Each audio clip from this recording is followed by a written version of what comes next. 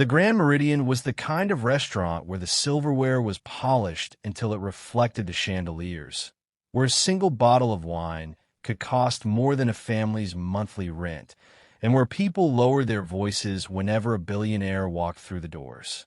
That evening, the entire restaurant seemed to know that someone important had arrived.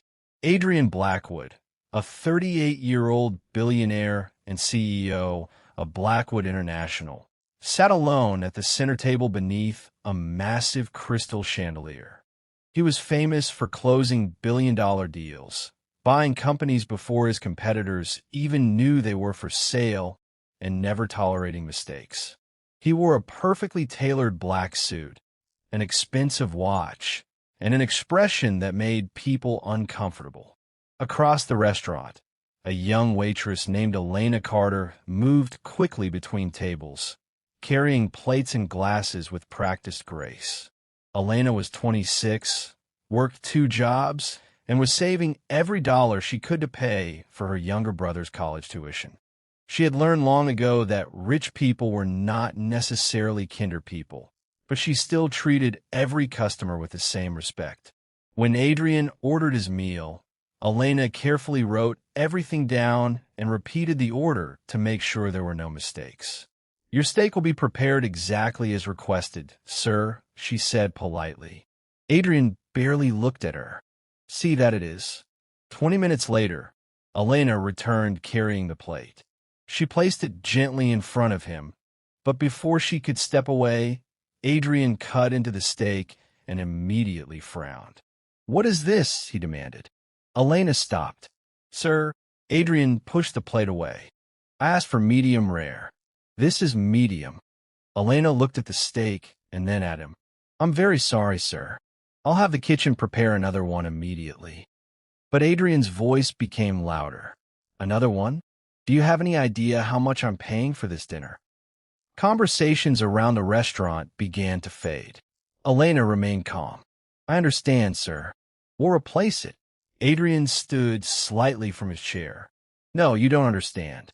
People like you never understand. You walk around carrying plates and think saying sorry fixes everything." Elena's face tightened, but she kept her composure. "I apologize for the mistake." Adrian pointed toward the kitchen. "I have an important meeting tomorrow morning. I don't have time to waste because someone here can't do her job properly." A few customers looked away, uncomfortable. Elena quietly took the plate. "I'll fix it." But Adrian wasn't finished. "And don't just stand there looking at me. Move."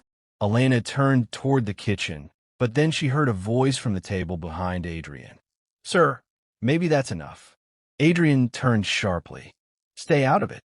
The room became even quieter.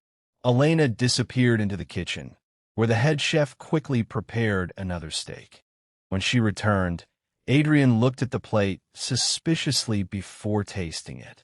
This time was perfect, yet instead of apologizing for his behavior, he leaned back and said, "Finally, was that really so difficult?" Elena said nothing. She simply nodded and began to walk away. Then Adrian noticed something on the floor near her feet. A small envelope had fallen from her apron. He picked it up before she could reach it. "What's this?" "Elena froze. Please give that back to me." Adrian opened it without permission. Inside was a letter from a prestigious university. He read the first few lines and raised an eyebrow. "A scholarship?" Elena reached for it. "It's private." Adrian held it higher. "You're going to college?" "Yes." He glanced at her uniform and laughed quietly. "And you think serving tables is going to get you there?" Elena's eyes filled with embarrassment, but she refused to cry. "My work pays for my brother's tuition. That's all you need to know." Adrian looked at her for a moment. "Your brother?" "Yes." "So you're sacrificing your own future for his?" Elena nodded. "Someone had to." Adrian shook his head. "That's foolish." Elena slowly took the letter from his hand. "Maybe." She turned away, but Adrian's next words stopped her. "People who make foolish decisions don't usually become successful." Elena looked back at him. For the first time, Adrian noticed something different in her expression. It wasn't fear. It was disappointment. Maybe success isn't the only thing that matters, she said quietly. Adrian laughed. That's what people say when they can't afford success. Several customers stared at him. Elena took a breath and walked away. But then something unexpected happened. I won't back down. Adrian's phone rang. He answered immediately. Yes. His expression changed within seconds. What do you mean the deal is suspended? The restaurant could hear the panic entering his voice. The person on the other end spoke for several moments. Adrian's face turned pale. No, that's impossible. We signed everything. He listened again. Who is the investor? Silence. What do you mean they won't reveal their identity? He ended the call and stared at his phone. His company had been negotiating a massive international investment deal for months, and without that funding, one of his largest expansion projects could collapse. Adrian immediately called his chief financial officer. Find out what's happening. I want the investor's name. He ended the call and tried to regain his composure, but his hands were trembling slightly. Elena Adrian. She continued serving customers, pretending she hadn't heard anything. 15 minutes later, Adrian's phone rang again. Sir, we found something, his CFO said. The investment fund is privately managed. The owner doesn't meet companies directly. But there is one condition. What condition? They want the company to prove it has ethical leadership. Adrian frowned. What does that mean? They've apparently been conducting anonymous observations of executives and employees. Adrian's eyes moved slowly across the restaurant. Where?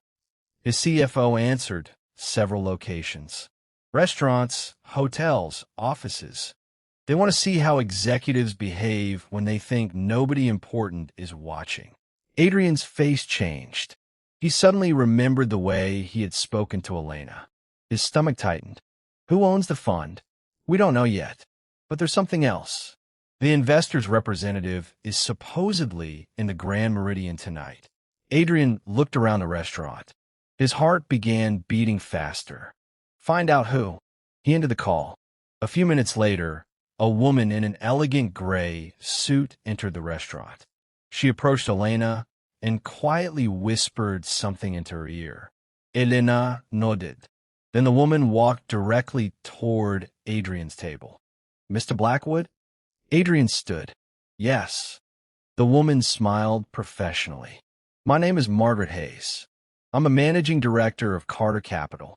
Adrian's face went blank. Carter Capital was one of the most powerful private investment firms in the world. Carter Capital, he repeated. Yes. She placed a folder on his table. We have been reviewing your company for the past 6 months. Adrian suddenly remembered the investor's condition. You're the investor?